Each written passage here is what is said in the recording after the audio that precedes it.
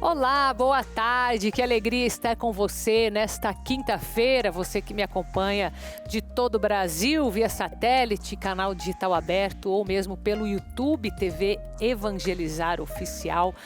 Programa de hoje começando para você a partir de agora, nós vamos compartilhar um pouco da história da Igreja do Santíssimo Sacramento do Paço, lá em Salvador, onde eu estive, e vou compartilhar com você de primeira mão como que nós somos recebidos. Inclusive é um local que foi cenário de um filme muito famoso aqui no Brasil, já já você vai descobrir.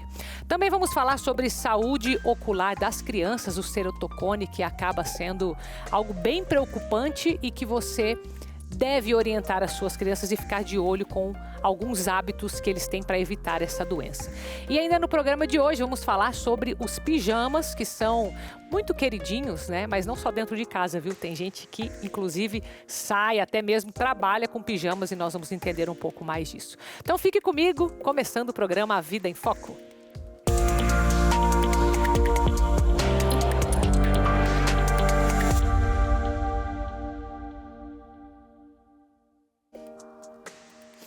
Olha só, eu vou compartilhar com você, eu estive em Salvador, na Bahia, pudemos visitar vários locais e nós escolhemos essa igreja do Santíssimo Sacramento do Paço, não porque foi cenário de um filme famoso, não, um filme lá de 1962, como você vai ver ali na nossa matéria, mas porque ali eles são um grupo de oração pelo Papa, eles têm o apostolado do Sagrado Coração de Jesus, então nós fomos lá. O padre, o pároco local nos recebeu e eu consegui conversar com ele, fazer uma entrevista. Ele contou toda a história da igreja, um pouco do geral, e agora virou essa maravilha que eu estou compartilhando com você em primeira mão aqui no programa A Vida em Foco. Acompanhe. Essa escadaria ficou muito famosa por conta do filme O Pagador de Promessas, de 1962. Ela fica na Rua do Paço, em Salvador, na Bahia, e leva para a Igreja do Santíssimo Sacramento do Paço. Vou te convidar para ir comigo agora para conhecer o pároco da igreja que está nos esperando, o padre Valson Sandes. Vem comigo.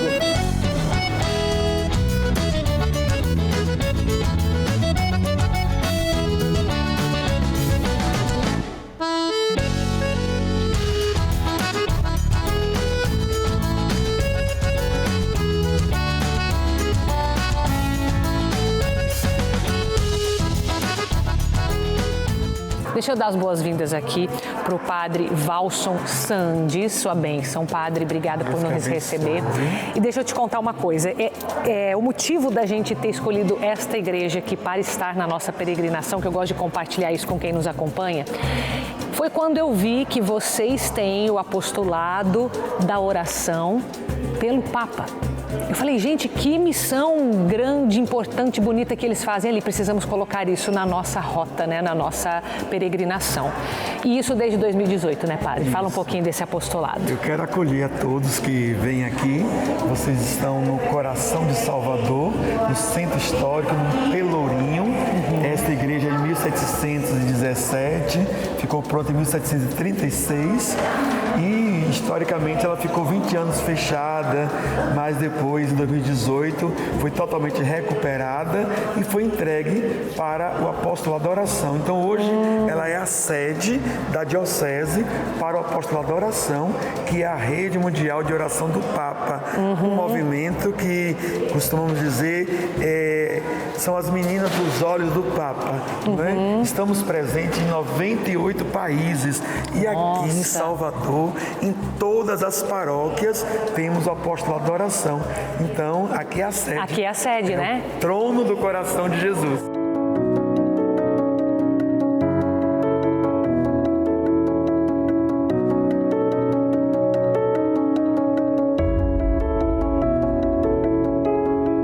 os peregrinos também comentando sobre a largura das paredes, sobre a própria estrutura, os azulejos que tem aqui, né?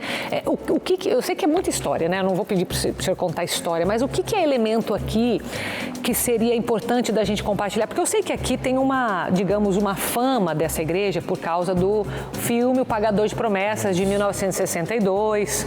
Mas assim, não foi o que me atraiu, eu nem sabia, fiquei sabendo disso depois. O que me atraiu realmente foi falar, nossa, eles têm ali um apostolado da oração pelo Papa, que é muito importante. E o senhor me dizia também, até a confusão um pouco que se criou com Santa Bárbara por causa desse filme, né? Que foi só o cenário da igreja. Exatamente, esse filme ele ganhou o Festival Palma de Ouro, então ficou conhecido mundialmente. É o único filme brasileiro que ganhou um prêmio tão grandioso. E era o cenário onde se passa a história do Zé do Burro, que ele vai pagar a promessa em uma igreja dedicada a Santa Bárbara.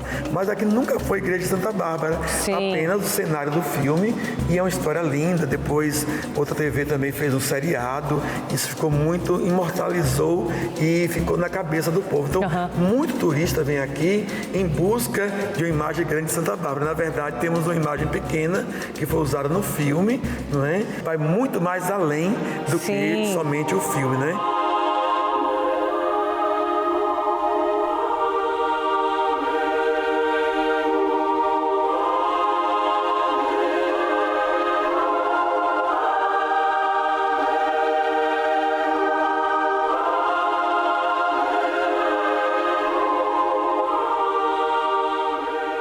Essa é uma igreja, era de irmandades, né? Então a Irmandade do Santíssimo Sacramento cuidava dela, essa irmandade não existe mais, foi entregue à diocese, né? Ficou muito tempo fechada, e essa igreja nasce no período do Brasil Império, então vocês vão ver no gradil muitos sinais do período. Por isso os azulejos também. Os azulejos portugueses. Esta tem uma curiosidade muito significativa, a cor da porta da igreja. Ela tem um tom azul. Todas as outras igrejas na Bahia, particularmente, eram da cor verde bandeira. E aqui a Irmandade da época escreveu para o rei de Portugal, pedindo autorização para pintar de outra cor, e o rei deu. Então hoje não se pode mudar a cor da porta. E ficou o azul del rei. É a única igreja em Salvador que é pintada as portas nesta cor, e faz parte do patrimônio, né, dessa igreja belíssima. Também ela foi criada em um período em que existia muita conversa, muita fala contra Jesus, contra a Eucaristia. E o Papa da época, que era São Gregório, hoje santo, ele autorizou fazer igrejas dedicadas ao Santíssimo Sacramento. Por isso. Então, tudo isso aqui, todas as pinturas, traz o Santíssimo ou traz figuras de Jesus. Que linda essa história. Os milagres de Jesus estão retratados nas paredes, o Jesus está no altar, o Santíssimo Sacramento aparece em vários locais da igreja. Então é um mimo, né, uma preciosidade do tesouro da arquitetura, do patrimônio cultural do Brasil. Está aqui. E maravilhoso poder ter aqui o senhor para nos receber. Muito obrigada, receber nosso grupo com tanto carinho. O Padre Valson foi assim muito acolhedor, e até perguntei para ele, né?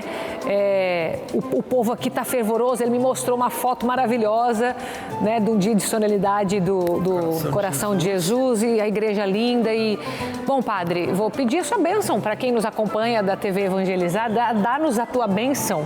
É sempre uma alegria receber todo turista, né?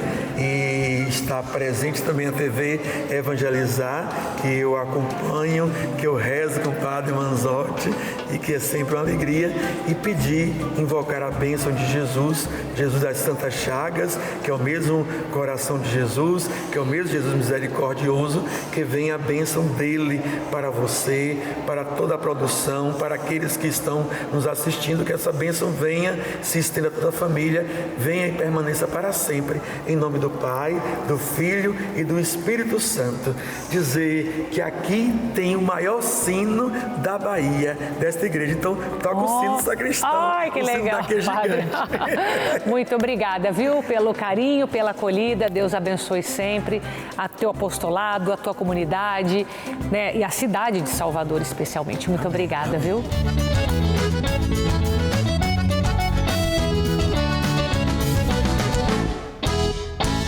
E eu quero chamar a sua atenção para o nosso novo site aqui pela TV Evangelizar. Você sabe que nós estamos também nas redes sociais. Temos mais de 5 milhões já de inscritos em todas as redes, mais de 83 milhões de acessos em todas as nossas redes. E por isso que você tem que ir lá dar uma pesquisada em toda a nossa programação, que foi ali compilada para você de uma forma bem organizada, como você está vendo. Você consegue ver toda a nossa programação, quem que faz parte da nossa grade, os horários, o conteúdo que vai ao ar. Lembrando que é um conteúdo 24 horas disponível para você. Então eu te convido a acessar o novo site da TV Evangelizar e ver conosco o que é que nós preparamos para você com muito carinho ao longo da nossa programação. A gente vai fazer um intervalo e na volta falamos sobre uma doença que pode prejudicar a visão das crianças e ainda no programa de hoje falamos também sobre os pijamas. Então, volte comigo.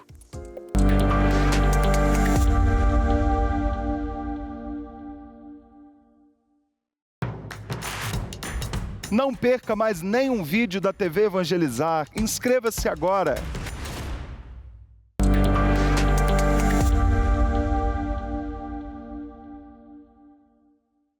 Já estamos de volta com o programa A Vida em Foco e eu quero lembrar você que as inscrições do VEM já se encerraram no último dia 30 de junho.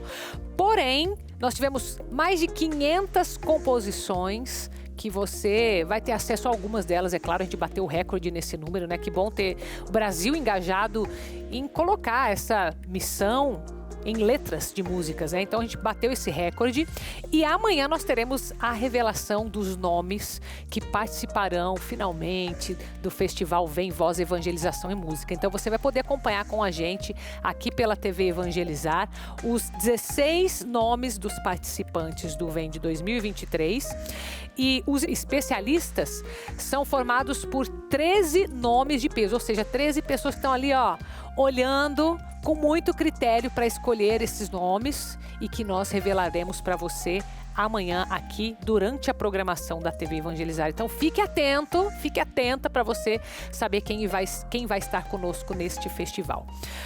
Agora vamos falar sobre a saúde dos olhos, que pode acometer, na verdade, qualquer idade, tá? Mas às vezes a gente não pensa que as crianças podem ter algum tipo de ferimento por um comportamento simples, como, por exemplo, coçar os olhos. E que criança que não coça o olho, não é? Então, presta atenção nessa matéria que vai falar sobre a cerotocone, que é essa doença relativamente grave até acometendo as crianças. Acompanhe comigo. Quando não está na escola, é assim que o pequeno George gosta de ficar. Tranquilo no sofá, ele se reveza entre assistir TV e brincar no celular. Mas essa aparentemente inofensiva rotina foi o que o levou a precisar de um companheiro inseparável, o óculos. Os sinais de que a visão já não estava bem apareceram em casa e na escola. Eu tinha dor de cabeça, dificuldade de ler letras pequenas e o meu olho começava a coçar quando eu usava o celular. Nós levamos no oftalmo, né, e ele fez o exame e foi diagnosticado que ele realmente precisava usar, que ele tinha já um grau bem avançado para a idade dele, que o caso dele era igual o meu caso, né, que eu tenho astigmatismo hipermetrópico, que também é o caso dele, que é a dificuldade de enxergar para longe e quanto mais aproxima, vai embaçando a visão.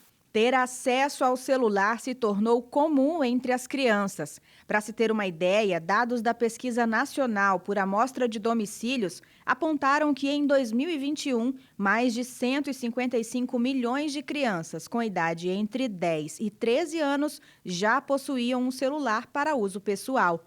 Mas o que muita gente não consegue enxergar são os riscos por trás do uso excessivo das telas. O olho precisa de piscar para liberar gordura da glândula de meibômio na lágrima.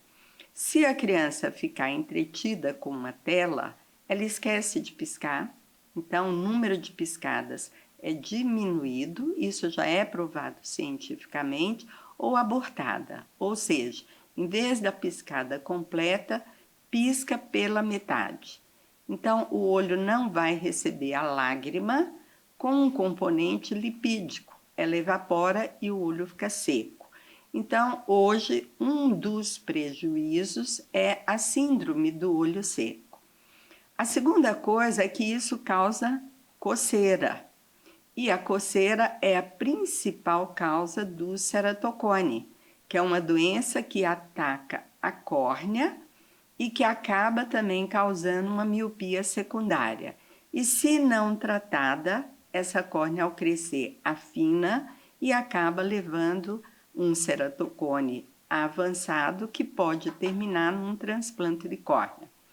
A terceira consequência é que para o olho fixar na tela, existe um músculo, que é o músculo ciliar, que contrai para fazer a acomodação para o foco de perto.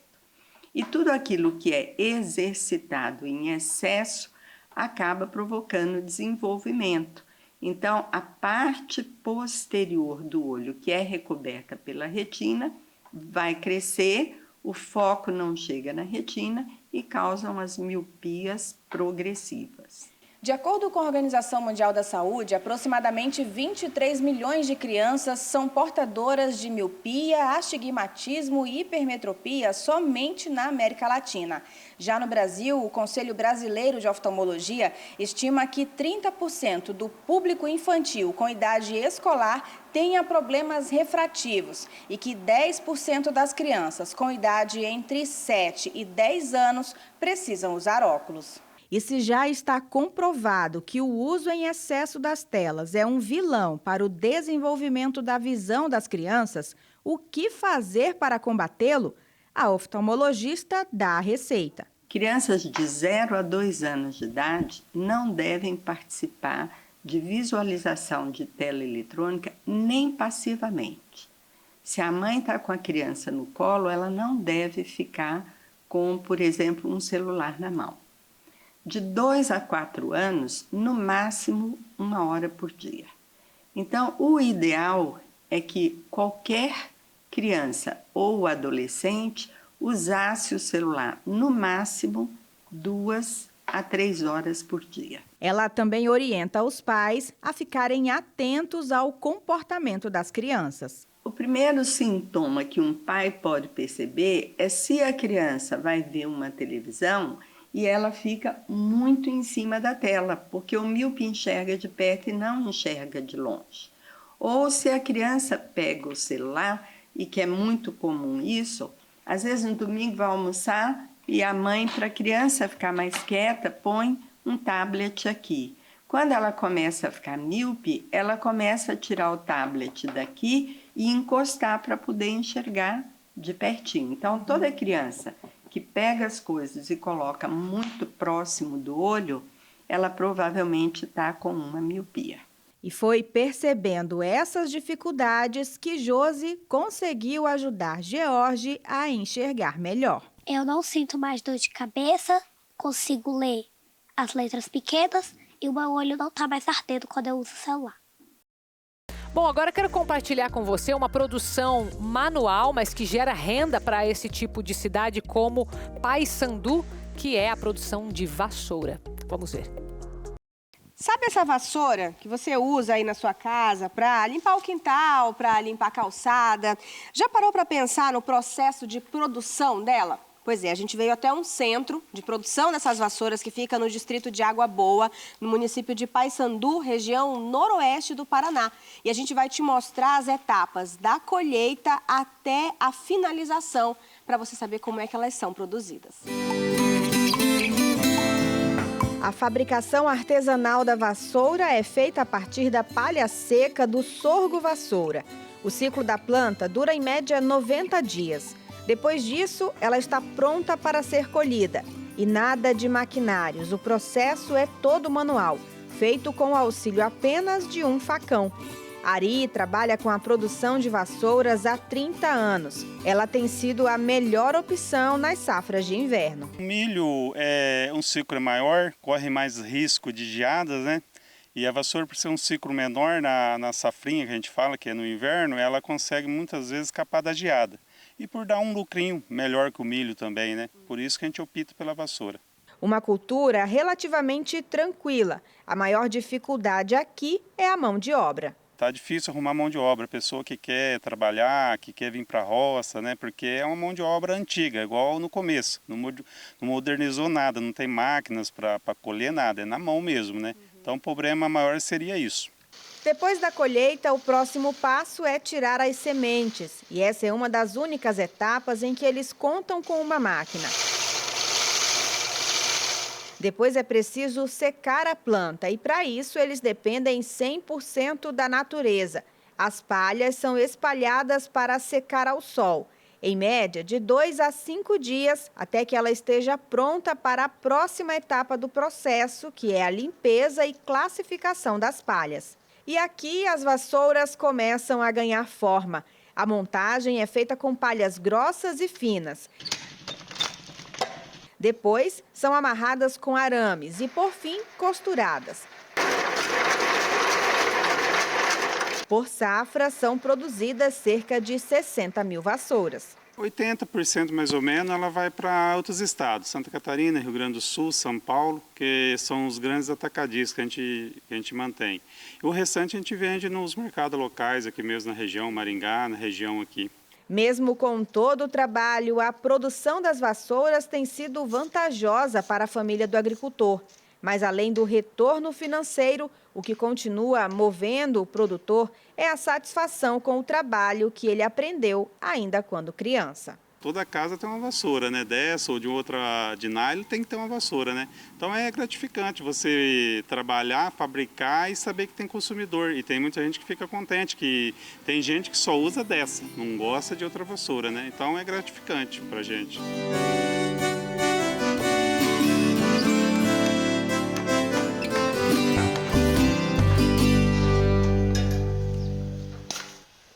Esse tipo de produção lembra o interior, não é? Eu não sei se você está me assistindo daí, se você tem esse tipo de vassoura, mas me traz muita memória afetiva, isso é um fato. Bom, falando em memória afetiva, a gente vai falar agora sobre uma coisa bem séria. Olinda, no Recife, Dom Vital foi homenageado porque está esperando a beatificação do 20º bispo de Olinda e também em uma celebração dos 40 anos da província Nossa Senhora da Penha dos Capuchinhos no Recife. Acompanhe comigo. A Ordem dos Frades Menores Capuchinhos viveu um dia de festa na Igreja Catedral do Santíssimo Salvador, em Olinda. Os confrades reuniram-se para agradecer o testemunho do servo de Deus, Dom Vital, nos 145 anos de sua partida para a casa do Pai, e comemorar os 40 anos da província Nossa Senhora da Penha dos Capuchinhos, que tem sede no Recife. A missa foi presidida pelo administrador apostólico de Olinda e Recife, Dom Fernando Saburido, que tinha a seu lado no presbitério 2 bispos capuchinhos, Dom Luiz Pepeu, emérito da Diocese de Vitória da Conquista, na Bahia, e Dom Severino de França, emérito da Diocese de Nazaré, em Pernambuco. Leigos da confraria Dom Vital participaram da missa, que recebeu o clero local e o padre Pedro Targino, pároco de Nossa Senhora da Conceição, em Pedras de Fogo, na Paraíba, cidade onde nasceu Dom Vital. Dom Vital foi o 20º bispo de Olinda, um jovem que foi eleito bispo muito cedo, com 27 anos, e que viveu com muita intensidade o seu episcopado. Apenas 7 anos de missão como bispo, mas enfrentou desafios muito grandes e que motivou a causa de beatificação e canonização. Um processo que está caminhando na Santa Sé e esperamos que o quanto antes possamos ter essa graça de ter Dom Vital como santo reconhecido pela Igreja. A província Nossa Senhora da Penha abrange território que corresponde ao do Regional Nordeste 2 da CNBB, Rio Grande do Norte, Paraíba, Pernambuco e Alagoas. O ministro provincial, Frei Franklin, foi um dos celebrantes da missa. Em nome dos confrades capuchinhos, depositou flores diante do quadro de Dom Vital.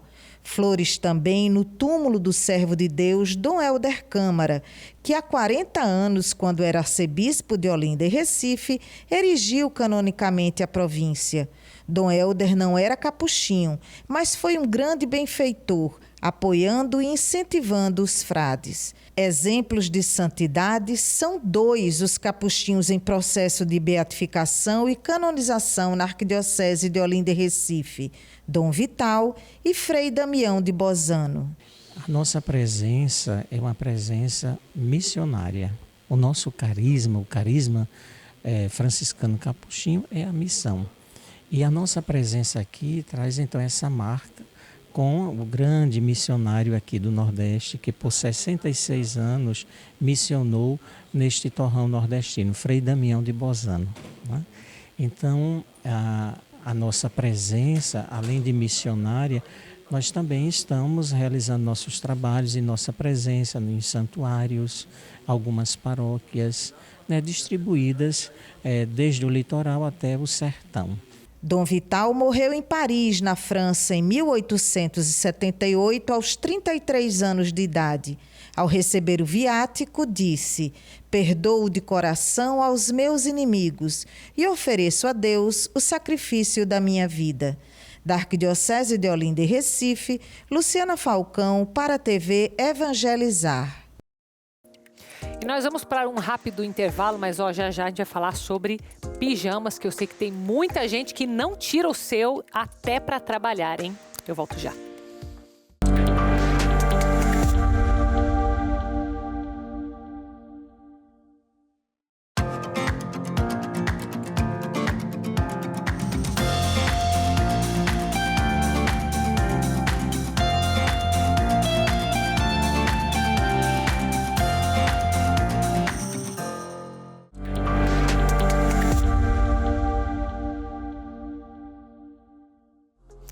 E olha só, eu volto com você para este bloco do programa Vida em Foco, lembrando que hoje, dia 13 de julho, inicia a festa do Divino Espírito Santo em Guaratuba, litoral do Paraná, próximo a Curitiba, e você vai poder acompanhar um pouco da programação aqui pela TV Evangelizar. Isso se você não for daquelas ou daqueles que gosta de ir até o litoral para uma festa dessa, ainda mais uma festa que dura até o dia 23 de julho. Então, momentos para sua família, momentos de oração, momentos devocionais para você aproveitar nesta festa, também conhecida como Festa do Divino, a partir de hoje em Guaratuba, e você acompanha aqui pela TV Evangelizar. E olha que para assistir esse tipo de programação aí na sua casa, no seu conforto, você não precisa nem tirar o pijama, inclusive você pode colocar o seu pijama, como estão aqui essas minhas convidadas especiais hoje. Está aqui a Bia, a Helena, certo? E a mãe eu nem guardei o nome, porque tem as duas crianças aqui, né? Coisa mais linda aqui. Deixa eu pegar aqui seu nome, minha querida. Márcia Neres, que é proprietária da loja Água Viva, Lingerie, né? Seja bem-vinda, sejam bem-vindas. Tudo bem com vocês? Estão de pijama e quentinhas, né? Mas sabe o que eu acho interessante aqui, que eu queria que você trouxesse pra gente hoje? Porque o pijama é de alguma forma, uma tendência para o conforto em casa. Muita gente trabalha em casa, muita gente, enfim, quer chegar e já ficar mais à vontade e lembra do pijama. Então tem um pouco de cultura nisso, né? Muito cultural nosso. O que você fala? O pijama iniciou lá no século XVIII, né? Uhum. No início do século XVIII. Tá. E o interessante é que antes eles eram umas roupas que só se usava em casa, né? Só mesmo porque elas eram muito até pouco simples. tempo atrás, né? É. E aí, com o passar do tempo, não, né? Começou a cada vez mais ser cada vez mais diferente, mais divertido, mais confortáveis. E aí, depois, no início da pandemia, foi outra situação que levou muito essa história do pijama pra gente, né? Então, como muitas pessoas trabalhavam de casa, ficavam muito em casa, então ficou aquela parte assim, o pijama parece que é a roupa predileta. Sim. E ficou. É porque eu acho que assim, na minha cabeça, tudo que é roupa, né, na verdade, transmite algo. E o pijama, ele transmite o conforto. Agora, eu tenho, digamos, algumas restrições com a pessoa que acorda de pijama e fica o dia inteiro de pijama em casa, que parece que não acorda direito, né? Isso. Então, tipo, ó, essa menina chegou, tava com sono. Eu falei, porque pôs o pijama, né? Porque pôs o pijama. Sabia que é o nome da minha filha? É o seu? Que inclusive ela tá de aniversário hoje, já pensou? E você veio aqui? Eita! Me diz uma coisa, e essa moda de usar o pijama fora de casa, existe isso mesmo? Da pessoa pegar um pijama, não algo parecido com o pijama, pegar o pijama e sair? Existe. Existe. Principalmente esses pijamas dessas malhas que não são tão transparentes, né? Tem que então, ser, assim, né? às vezes a pessoa tá de pijama, vai ali na padaria, vai no mercado, então vai rapidinho. Isso não é coisa só de interior, não. É coisa de capital também? Acontece aqui em Curitiba, por exemplo? Acontece muito. É que tem alguns pijamas que não se fala mais, né? Que é um pijama, né? Você acaba não diferenciando um pijama de uma roupa confortável até mesmo de fazer uma caminhada, né? Até mesmo por conta dos materiais, que hoje são materiais mais duráveis, materiais mais gostosos mesmo para usar. Um deles é o kigurumi, né? Principalmente Isso aqui é o kigurumi, é o nome desse pijama? Esse é o kigurumi, é um macacão.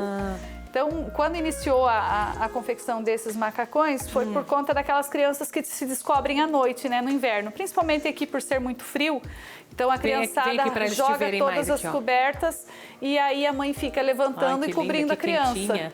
Esse não tem problema, porque é como se fosse uma cobertinha, né? Ele é desenvolvido em manta de microfibra. Resolve o problema da criança que se descobre, né? Não tem esse problema. E aí, eles já levantam, às vezes já estão até prontos para dar uma passeadinha lá fora, né? Entendi. E é quentinho, né? Bem ela tá quentinho. com calor. Aqui dentro tá quente hoje, Ela tá com calor, elas estavam suando agora. Mas isso também tem para adulto, né? Eu queria ter colocado nos meninos aqui, filmado, mas não me deixaram. Queria cada um aqui com pijama, ia ficar a coisa mais linda aqui. O Tony, olha a cara dele lá, ó. Tá doido pra pôr um pijama desse. E é uma coisa que também se usa muito no lúdico, né? Sim. Nas escolas. Até festas à fantasia. Festa a gente fantasia, vende muito kigurumi. E principalmente para os adultos, né? Que entram nesse mundo mais brincalhão. Isso é muito, né? Dos jogos, eu acho, né? A gente só desenvolvia esse pijama até o tamanho M, que seria até 1,70 m, mais ou menos. Já tem GG, não? Já tem até 1,80 m, 1,90 m, né? Porque ele é um pijama solto. Então, ninguém quer justinho. Então, precisa ser grandão. Foi desenvolvido em tamanhos maiores justamente para esse público adulto. Legal. Eu acho que tem muito do que a gente vive hoje na internet, do mundo dos games, tá? Né? Também. Tem muito disso. E as pantufas, aí é só em casa mesmo, né? As pantufas... Não tem como sair de casa, existem as de bichinhos também, né? Que acompanham os personagens, que são daí mais resistentes, né? Com o solado próprio para sair fora. Mas daí o pessoal não sai de pantufa na rua. Sai também? Sai de pantufa. Meu Deus do céu, eu tô muito pra trás desse jeito. Eu tô tendo que vir fazer o programa aqui de pijama e pantufa, eu acho, né? Acho que seria uma boa, né? Tá todo mundo fazendo assim pra mim aqui, ó. São muito amigos aqui, né? Eu tô vendo aqui tudo. Que legal. E... você que faz, né, os pijamas ou não? Isso. Você que confecciona? A gente tem a confecção, né? Nosso foco principal é lingerie e a gente entrou no foco dos pijamas. Daí entrou os pijamas de vários tipos de tecidos, né? Tem esse que é uma malha mais geladinha, que é mais para o verão, por exemplo, né? E aí tem os outros modelinhos também, mas um dos nossos mais queridinhos são os kigurumis mesmo. Acho que porque é Curitiba, né? Frio. Porque realmente isso aqui, para quem tá no Nordeste, não dá. Agora esses aqui já é mais tranquilo, né? Muito legal. E os homens usam pijama também, não? Usam pijamas. Que legal. Família inteira, ou todo mundo igual? Agora existe até o pijama, né? Família, né? Que é os pijamas iguais. Então, assim, a gente tem muita procura por isso. É o pijama da mãe, parecido com o do pai, só que cada um com o seu modelo, né? Masculino e feminino, e as crianças também. Aí é o pijama família. E daí é legal, porque daí você pode fazer estimular em casa alguma coisa, uma leitura, né? De aproveitar esse momento, porque isso tudo para criança é legal, né? Muito bom. Que legal. Então, eu vou agradecer você, deixar o seu contato aparecendo para o pessoal que gosta de pijama, que tudo bem, surgiu lá no século XX, mas enfim, estamos até hoje aí. E daí, ninguém chama de retrógrado os pijamas, né? Não. Então, tá ótimo. Então, muito obrigada, viu, vocês, por terem vindo. Obrigada, Márcia, obrigada, Helena, obrigada, Bia. Sejam bem-vindas sempre, tá? E me despeço também de você. Amanhã a gente volta com mais programa A Vida em Foco. Continue na nossa programação. Um beijo, fica com Deus.